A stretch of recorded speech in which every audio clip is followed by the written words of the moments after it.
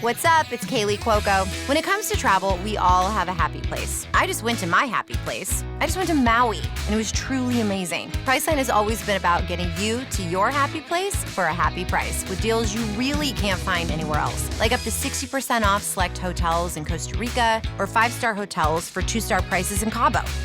Go to your happy place for a happy price. Go to your happy price, Priceline.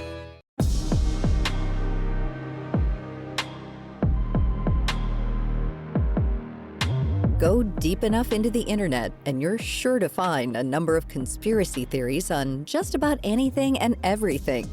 These narratives can sometimes be more innocuous, such as the bizarre internet theory that singer Avril Lavigne died in 2003 and was replaced by a body double. But they can also be dark and dangerous, often downplaying mass tragedies as staged or unfairly targeting specific groups of people by religion or race. But one thing these theories all have in common: they lack any substantial evidence and fall under a broader category of misinformation. While these wild narratives may seem to be a new phenomenon, cultural historian and writer Colin Dickey argues that they've been a recurring theme in our culture for many years. His new book, Under the Eye of Power: How Fear of Secret Societies Shapes American Democracy, chronicles the history of conspiracy theories in America. But what exactly is a conspiracy theory? And why does it have the potential to develop into something so dangerous? Dickey says to answer this question, it's key to understand the difference between a conspiracy theory and an actual conspiracy. When I started looking at the difference between conspiracies and conspiracy theories, I tried to focus on actual conspiracies as a benchmark, things like Watergate or Iran-Contra, something like that. And usually with an actual conspiracy, there is a specific crime that they're trying to accomplish. And there's almost always sort of low-level functionaries who are involved because these things take a lot of people. And once you start poking around in it, once you start asking questions, the conspiracy unravels pretty quickly. Dickey notes that these conspiracies tend to eventually fall apart because of the number of people involved in the cover-up.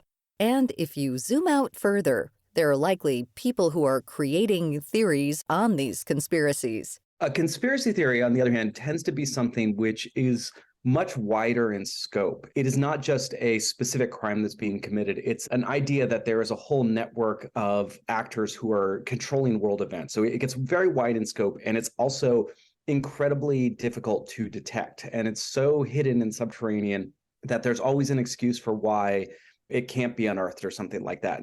For example, his book covers several conspiracy theories about rumored secret societies. In particular, he hones in on groups that are believed to be controlling the U.S. government from the shadows. These theories have long been around, but they're now becoming more popular thanks to a more divided media landscape and greater coverage from social media platforms like TikTok and Facebook. We're moving away from kind of mainstream news to partisan news. The internet is becoming less and less reliable than it was even a few years ago. It's really incumbent upon us to both be vigilant about this. And I think for me, the solution is as much trying to understand what is driving people to embrace these conspiracy theories rather than simply just trying to, yell facts at them. I think the facts are vitally important, but it is usually not facts which persuade people. It's understanding what the kind of emotional and existential benefit is for them in believing this conspiracy theory and focusing on that instead. New technology may also increase the spread of misinformation and conspiracy theories. Algorithmic news feeds on social media recommend content for users based on what they want to see, which can reinforce pre-existing beliefs. On top of this, generative artificial intelligence technology, like ChatGPT, also poses a very real threat. What generative AI has the potential to do is reduce the costs for bad actors, whether it's them simply to make money out of clicks and eyeballs or to influence people because of politics or other types of issues. Whatever the goal is, it allows bad actors to create false and misleading content that is very persuasive because of its audio and visual components at a much lower cost and a much rapid time. That's Dr. Eric Nisbet, the O.N.L. Kuhn Professor of Policy Analysis and Communication at Northwestern University. His research focuses on misinformation and its effects on elections and democracy in general. As misinformation and conspiracy theories evolve, some experts are worried about the effect this may have on next year's presidential election. Nisbet says one of the biggest factors to look out for is the ongoing threat of AI-generated deep fakes. A deep fake is employing technology, modified video, modified images to take something, modify sometimes a real piece of video, a real image that actually took place, and modifying it to be false or misleading. It could be changing the words that someone says. It could be even placing in a figure, a political figure, into a scene or situation which never occurred, splicing them in, creating videos that seem real and are factual, but are completely made up. Dickey agrees that these new technologies will increase the spread of misleading information. One of the things about AI is, again, where we're heading with that is the fact that these things are not intelligent. They're just sort of, text predicting mechanisms, and thus they spew falsehoods and misinformation by course because they don't think and they don't research, and they're not a substitute for Google or Wikipedia, but they are going to increasingly corrupt and corrode the availability of, factual and objective information on the web. And I think that is going to just further enable people. I think there's a large segment of people who benefit from there not being a single objective source that people can consult on the internet. So we're in for uncertain times. But why are these AI-generated forms of misinformation so much more of a problem than, say, a fake newspaper headline? Nisbet says the answer lies in how we process and react to information as humans. How people respond to and process content, it matters. So, text content is less impactful as more immersive when it's audiovisual. Just like the difference between reading a newspaper and watching TV news, right? We get a lot more cues, it's more immersive.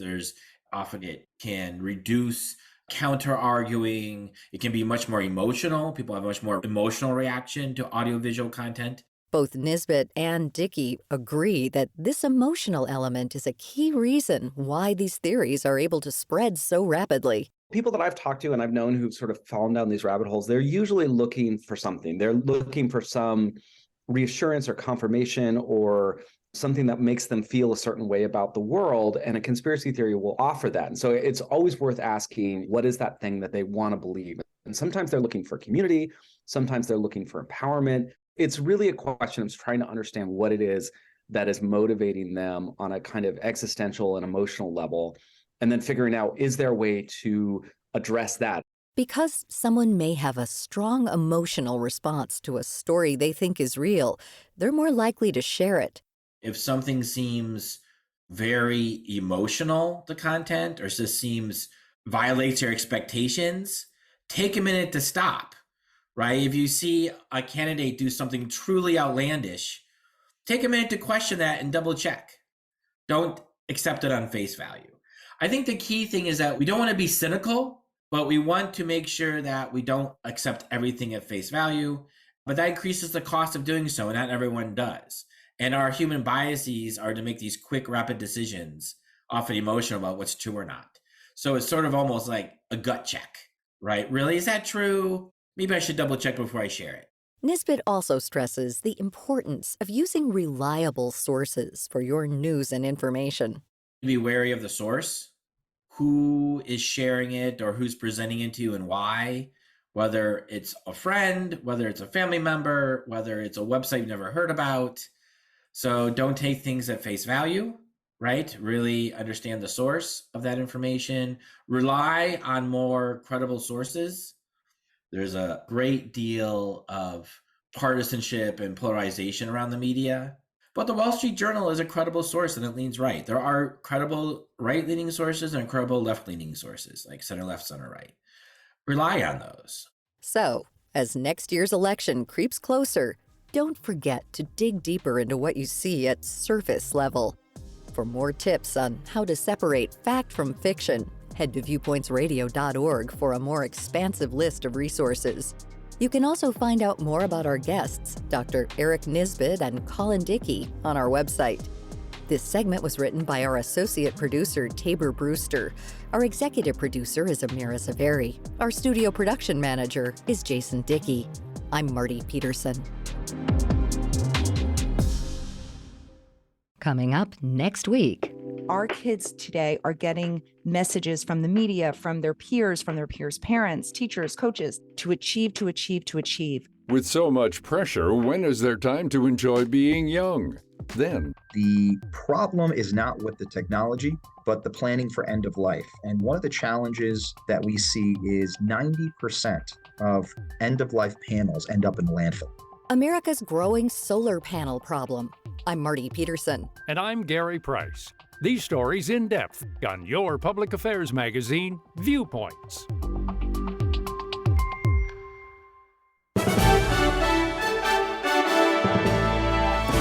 And that's Viewpoints for this week. Follow us on Twitter, Facebook, and Instagram to learn more about upcoming shows and find a library of past programs on Apple Podcasts, Google Play, and Spotify. Plus, you'll always find previous segments and more information about our guests at viewpointsradio.org. Join us again next week for another edition of Viewpoints.